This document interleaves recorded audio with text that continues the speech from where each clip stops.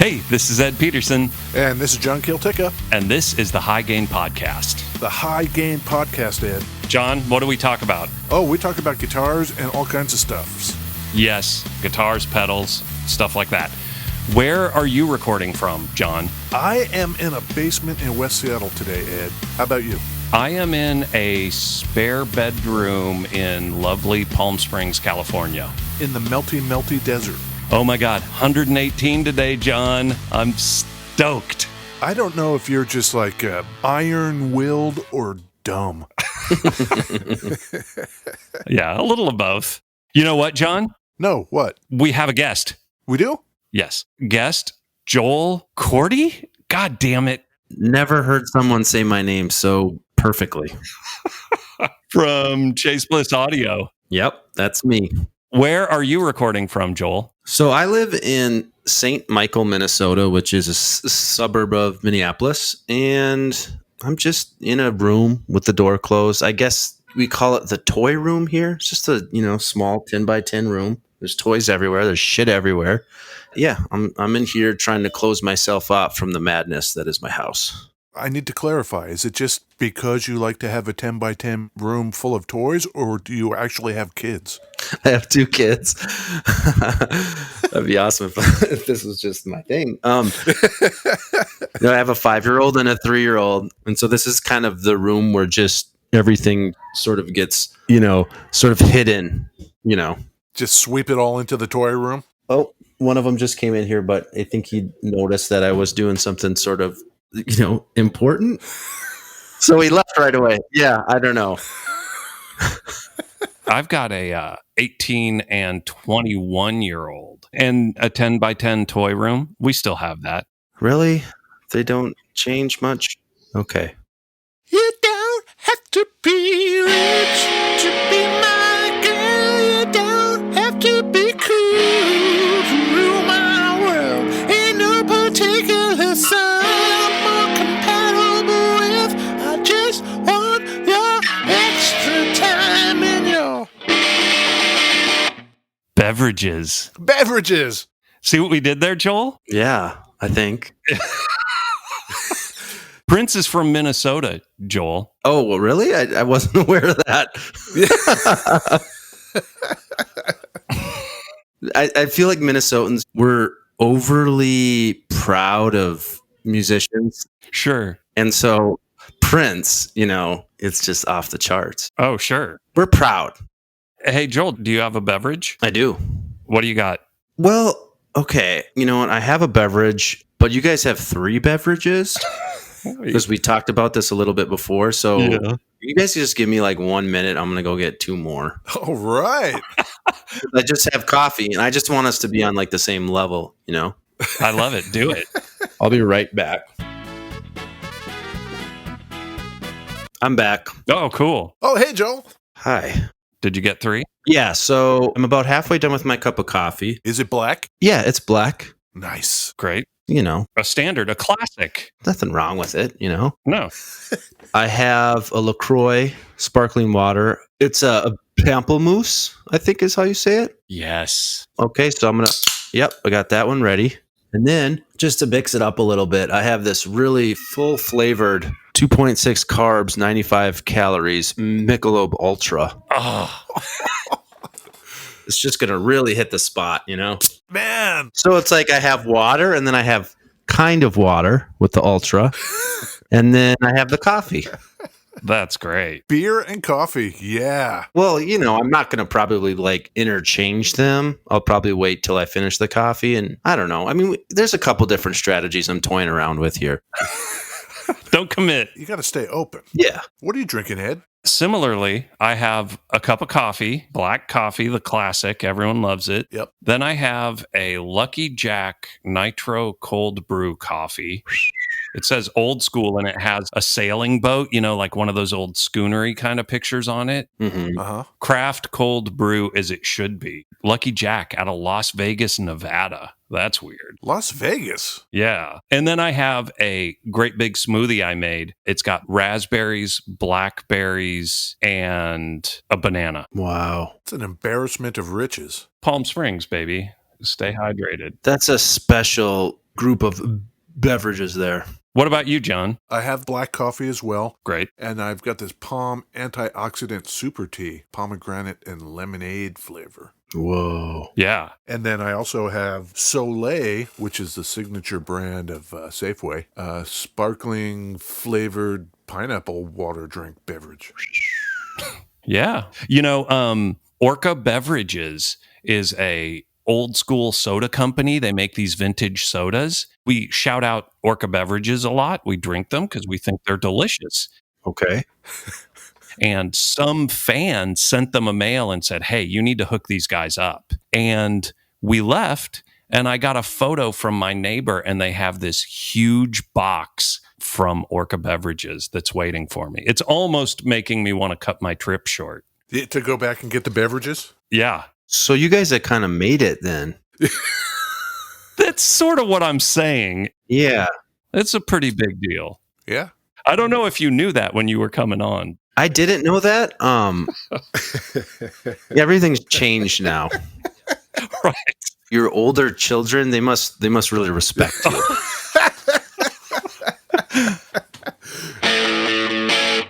Hey, guess what I have here, Ed? You have a guitar. Well, you know, we're talking to Joel here about Chase Bliss stuff. Yes. Joel is the force behind Chase Bliss Audio. Yeah. We have his new pedal here, the Automatone Preamp Mark II. So I have a new guitar. Okay. Are you familiar with the Paranormal Series Fenders? Oh, great. Wow. This is a Paranormal Series, brand new Toronado. Is it like Telly-ish looking? It's more offset in the realm of like Jaguar Jazzmaster style. This is when people know I am not paying attention. I should know that. Yeah, I want to pull it up too. If I walk the extremes of the tone, Ed, Yeah. like we do, then I set it to as trebly as I can make it be, and we get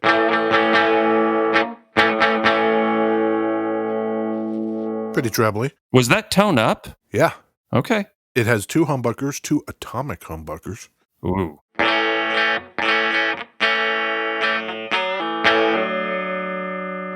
Now, if I go to as bassy as I could make this thing, it's pretty bassy, right? Sure. Now I'm in the middle. Let's see what we get. What color is this one? Did you get the Lake Placid or the black? The Lake Placid. It's like a Jazzmaster with two humbuckers. That's it, right? And no vibrato. Yeah, like hardtail. Yeah. What do you think, Joel? Well, I'm reading the description, the product details, and it says, with its otherworldly looks, transcendent playability, and earth-shattering tone, Yeah. this model will transport any player into a paranormal realm. Whoa. Ooh. And that is exciting to me. Oh, hell yeah. Transcendent playability. Come on. Who doesn't know what that means? I don't know. Nobody. And certainly we know what earth-shattering tone sounds like. We just heard it. Yeah. In the paranormal series, they have a few that are weird. I think that description is kind of a cut and paste from their more weird ones. So the earth-shattering tone is that's all of the models in the paranormal series then? It's marketing stuff, right? Yeah, I know. That's not my deal. I'm saying it's working on me. Oh, okay. When I play, I want it to be transcendent. Well, good news. These things are $350. Does it feel like a good guitar? It does, actually. It feels super solid. If you take $350 and reverse inflation it back to when I started playing, I don't know if you were going to get anything this nice for that amount of money. I've got a question for you guys. Yeah. You know, I'm still learning about the high gain podcasts and everything. Do you guys ever have return guests on the show? Oh. Ever? Maybe no one comes back. Is that what you're getting at? You're never coming back? No. Here's what I'm getting at. You guys asked me if I had any guitar suggestions, and I was just like, nope. Now that I'm actually kind of thinking about it, I feel bad that I offered no suggestions or direction whatsoever. And while I'm very excited to talk about the Squier Paranormal Toronado guitar, I was thinking maybe I can come back someday and actually have a suggestion. That would be great. The one I really wanted to have you on for was the Parametric. Actually, just looking on your guys' website and all the funky guitars you guys have talked about, I was like, oh man, I should have suggested that. Those guitars I want real bad. He made a mood guitar. Yeah, the mood color scheme. The mood is sitting at my feet right now. Oh, cool. And that mood color scheme kills me. Like, that guitar is so beautiful, and just like paired with the pedal. Oh my God. Yeah, the whole thing with mood, I just feel like in so many ways, because it's our best-selling product by kind of a lot. Oh, I just feel like the stars just aligned in such a weird way where everything just kind of worked out, including the way it looks, which we thought would be kind of radical and maybe turn people off a little bit, but it's almost like a lifestyle pedal or something. Like it does a weird thing, and like it looks a weird way, and it's a weird name, and it just kind of works. I don't know what a lifestyle pedal is, but I have one and I love it. hey, Ed, Yeah. hit the viewers with some mood. I don't have an amp, so this is like straight in. the pure mood tone. Yeah. Exactly. This is a 1978 Fender Telecaster Custom.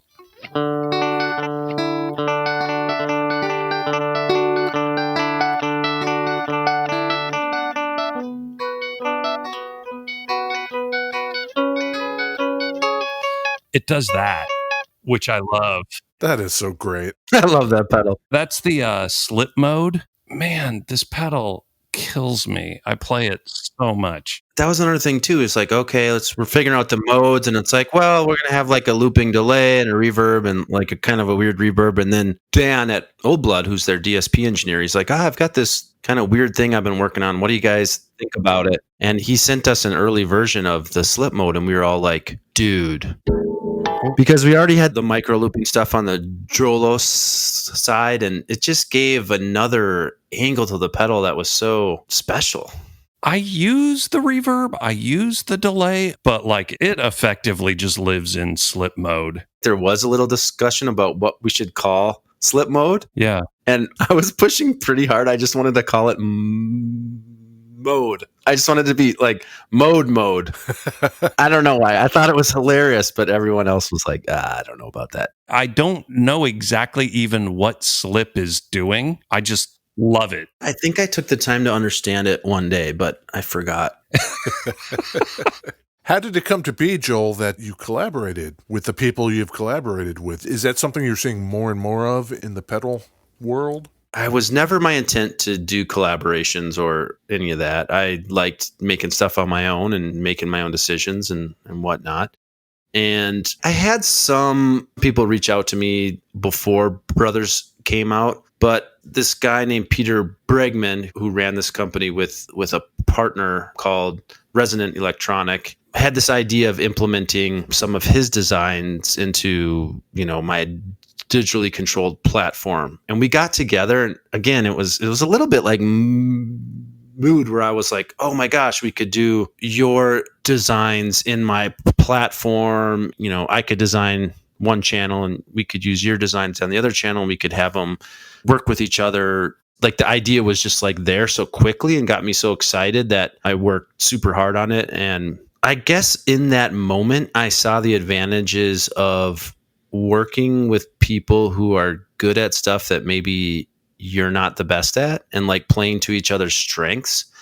And so we developed a product pretty quickly that has been a really good product for us. And then that platform, the 2 channels thing, evolved into the Dark World collaboration and then the Mood collaboration. I mean, honestly, it just like makes more interesting, better products, and it just kind of works for everybody, and it works for me. And I love the friendships and relationships that come along with it. I also love how it makes product development faster. Right. Feels like there's becoming this DIY collaborative community in the pedal world. Mm-hmm. Seems like it doesn't really exist in a lot of other industries. Everyone seems very cool for the most part, which is nice. It's kind of wild, and it's continuing to happen with smaller up-and-coming pedal companies as well. So I don't think it's going away, and I think that helpful and friendly, let's lift everybody up vibe is going to keep happening. I love it. It's just such a generous way to be with your time and your creativity that we want to support that any way we can, usually. Yeah. Well, I also think it's like as kind of out there and creative and whatever that Chase Bliss products are, whatever that means. Now that we've grown considerably and like I have 5 full-time employees and it's like a real business, and there is a little bit more of, this might be shocking to some people because our stuff is kind of out there, but there is a little bit more of a conservative approach sometimes. If there's a really wacky idea, it's like, oh, that's not going to sell. We have to make sure the business is successful for everybody. Right. Man, the blooper and the mood are the conservative versions. Like, yeah, what got thrown out? Yeah. I think in those cases, it's more of a concerted effort to be like, how can we make this thing more immediate? How much of it is on your board, like when you go out with your band, mostly trees? That's a great question. I have this sort of self-defeating negative personality about my own work that I feel like I need to play my pedals continually to like remind myself that they're good. So a couple of years ago, I decided to just only play Chase Bliss pedals for a while. Guess what, Ed? I'm ready. This is the Chase Bliss Automatone Preamp Mark II. It has 6 flying faders on it, which means as you stomp through your presets, the faders actually move. So you can have a visual reference of what it is you've set up. There's a volume and a gain, and an EQ section. There's bass and treble, and in the middle, it is parametric. So you can set the frequency you want to be at, and then boost or turn it down. What does parametric EQ mean? Like I'm a 5-year-old, John. Joel, can you help Ed understand this? I'm Googling it right now. I just remember someone's explaining it to me at NAMM, and I was like, okay. But I think most people think of a parametric EQ as like you're able to set the frequency that you want to boost or cut. And I think if it's fully parametric, you need to be able to set the Q on a knob or a fader, and ours is just a 3-way toggle. And so the Q, Ed, is like a curve on a graph. I'm with you. Start at the bottom, it goes up and then comes back down. That's the Q. You could smush it down so it's just like a little sliver, or you can have it nice and wide. And I've actually discovered something here, Ed. Okay. I've got the mid all the way up. Mm-hmm. All I'm doing is making that hump that I told you about Right. wider or narrower, and I'm moving the fader.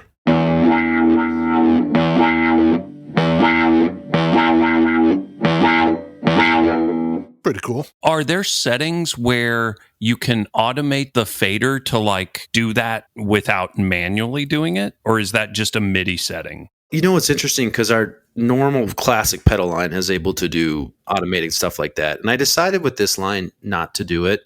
I don't want to rule it out for future products, but also the main thing we're trying to do here is to have a visual representation of presets. I just overall wanted it to be a little bit easier to wrap your head around. This is like the one Chase Bliss product where I feel like I can actually explain it in like a minute. And I like that a lot. You're right. This pedal, while it has the faders, it's pretty straightforward. That's true. I've got a preset that I set up here, Ed, because you know I like fuzz.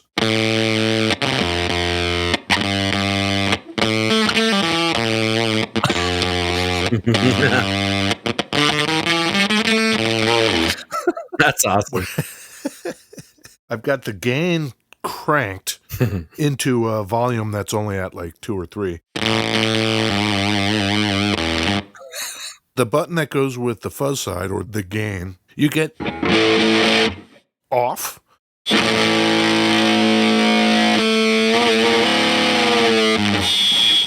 Open, which is going to really squeal out. That's the part of the circuit Joel designed. Yeah, I love it. Or gated. We have this thing where some people have written in and they're like, hey, could you maybe play with less overdrive? Oh, here's the sound of this guitar. And then John would just like crank it through some fucking fuzz pedal like everything's dimed. So we went and bought a 1981 that's just like our standard low gain. Oh, cool. Yeah, here it is. And then about a week or two ago, I'm like, God damn it, John. I realized he's just been slowly diming up the 1981. Like after the sound check. Yeah. You know? Exactly. So like then we were talking about the preamp and he's like, oh yeah, I'll just fill all 30 presets with these fucked up fuzz settings. There's just going to be 30 like. That's my kind of guy. I was like, hey, Ed, I could take all my fuzz pedals and make their equivalents on this and carry my whole fuzz collection around in one box. Well, then also the Toronado, it's probably got pretty high output too, right? Because of the humbuckers. Ooh. You mean the atomic humbuckers? Earth shattering.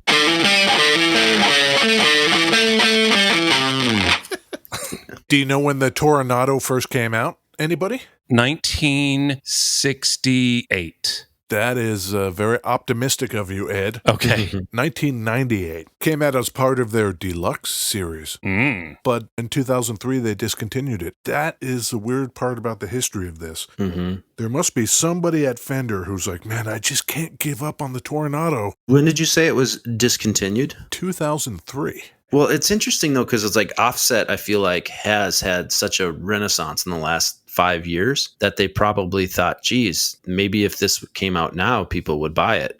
That could be, because then the very next year, 2004, they reissue it. Oh, never mind. And they add more colors, weird colors, caramel metallic. Ooh, caramel. And then they slipped it into different series. There was the U.S. Special Series. There were the Highway 1 guitars. Is the thing that makes it a Toronado the two humbuckers? You would think so, wouldn't you?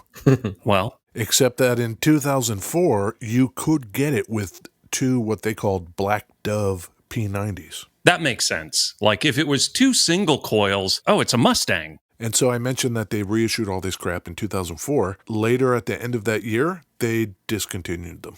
Sure. But that's okay, because in 2005, they brought them back. You look at the history of any given guitar or guitar company, it's just like, oh, they stop, they start. I'm starting to see that in my own products as well. Like we had a flanger called Spectre that half people hated and the other 25% thought was fine. And then maybe 5 to 10% of people loved it and they didn't sell super well and they're hard to make. And so it's like, oh, well, let's stop making those. And like I'm on eBay the other day and I saw one sold for $421.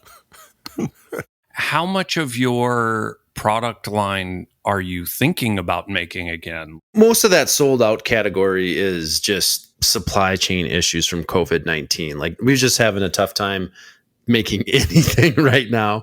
Sure. What's that like for something that's as new as this Automatone? That's got to hurt. Yeah. Our pedals are all made in Los Angeles. Well, I guess not 100%. We do some local assembly, but you know, they had to shut down for like, I think it was 6 weeks. Now I think they're pretty much fully open for now, but we said, you know what, just focus on Automatone. We're going to get behind on everything else, but you know, we have people that pre-ordered these in January and we got to get this out. Do you have a favorite setting on this Automatone, Joel? So I play a Strat and I really like how the germanium clipping on the preamp sounds with that. Let's dial that in. Okay. Tell me where to put the faders. Well, the earth-shattering tone of the Toronado probably has a lot more output than my Strat. So you're going to probably set the gain a little different than I would, but it's set the gain pretty low. Okay. I'd set the bass somewhere below halfway. Got it. Treble in kind of a complementary position a bit higher. I have the mids completely out of the circuit. Okay, cool.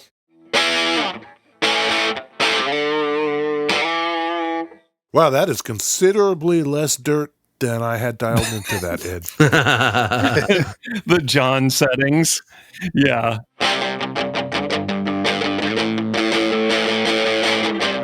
That's nice, though.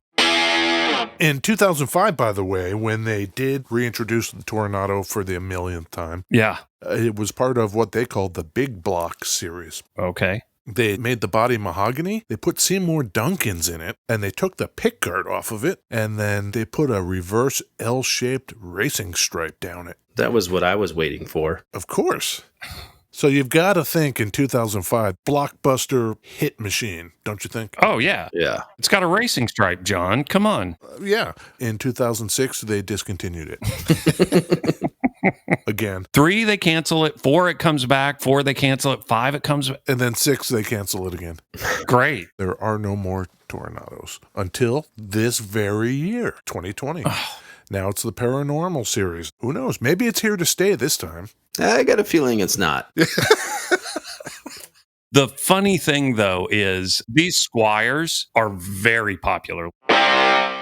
Is it true that the motor control of these faders is independent of the tone itself? 100% independent, yeah. You can switch through your sounds and get all your sounds even if the faders aren't moving. They're just the visual reference. Exactly. And yeah, we even have a little switch on the inside where you can just shut the faders off. So if you're like on the road and you just needed to recall your presets, and you can change it into a mode where the motors are disabled. Oh, that's cool. Guess what, Ed? What? The first bank comes preloaded with 10 presets. Is that right, Joel? Yep. Who did the presets? Chris Benson did the presets. Oh, nice. I told him, I said, you know what? You're going to do the presets and he had like 20. He sent me 20. I'm like, no, I just want 10. So pick your favorite 10. So then he did that. Let's see what these sound like, Ed. Okay. Kind of a little cleaner.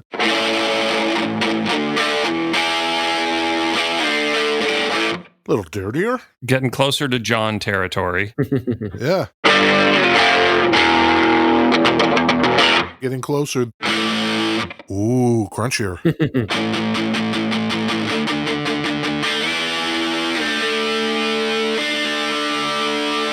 Yeah. Crunchy.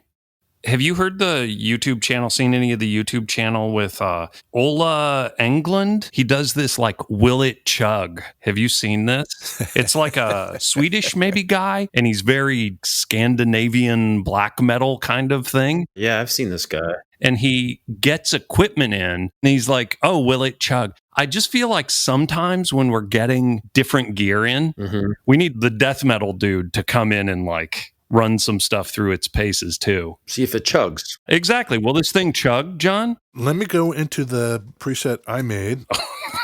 I bet it chugs. I bet it chugs. I'm not sure if chug is going to be the word I would use, but...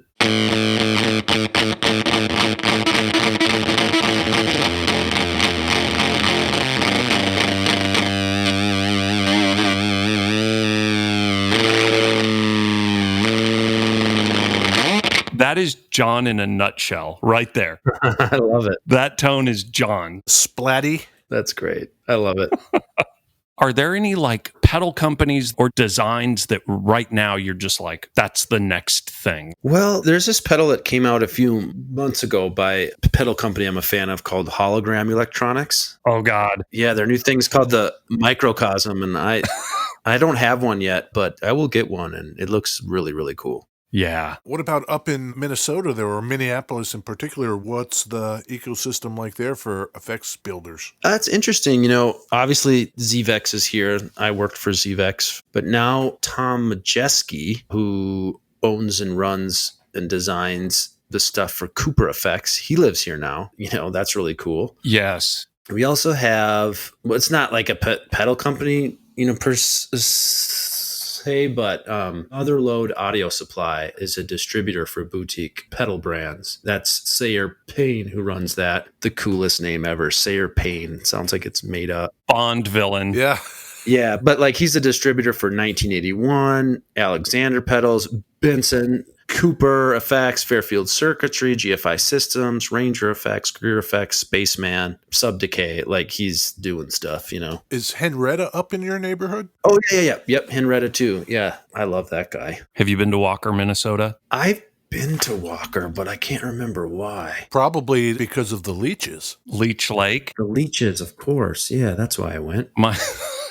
I spent a lot of summers in Walker, Minnesota, like up in Leech Lake. So I've spent a little time up in your area. Are you from Minnesota originally? Yeah, I've lived here my whole life. Wow. It's so rare, like at least in Seattle anyway, to meet very many people that are from here originally. Oh, really? It seems like everybody's from somewhere else. That's one of the criticisms about Minnesota I've heard is that when people come in, like everyone has their friends from kindergarten that they're still friends with, and it's kind of hard to break into social circles sometimes. I think it's a different reason, but there's like the Seattle freeze. People are friendly, but not overly. Like they will say hi, but like don't go beyond that. I don't want you actually talking to me.